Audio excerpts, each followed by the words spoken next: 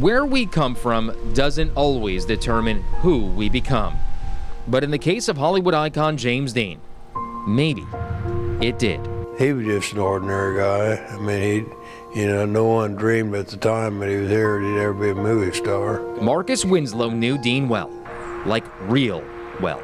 His dad and my mother were brother and sister.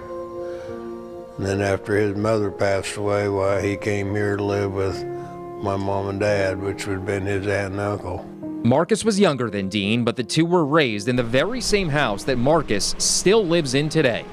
Helped Dad on the farm and played basketball and involved in some school plays and things like that. The family farm is just outside of downtown Fairmount, where David Lohr opened up the James Dean Gallery in 1988. Well, I had this huge James Dean collection. I had been living in New York and moved out here, and this big old house was available, and we set up the exhibit, and it's been 31 years now. Over 400,000 people have come through the front door. People from all over the country. Oklahoma, Indiana, Michigan, Pennsylvania, Wisconsin, Florida. People from all over the place. Are you still surprised that after all these years, people still come here? Not really surprised. He just stays popular. I mean, we get a lot of young kids, a lot of teenage girls that are still crazy about him. And Taylor Swift did a song about him not long ago, and all these young girls are coming in because of that. And the Jonas Brothers just did a song where they mention him, so he's constantly turning up in pop culture. September 30th, 1955, California. That's the day that James Dean tragically died in a car accident. But every year, on that day, here in Fairmount, Indiana, people from all across the world come here to remember the life and legacy of James Dean. This year, there were more than 20,000 people.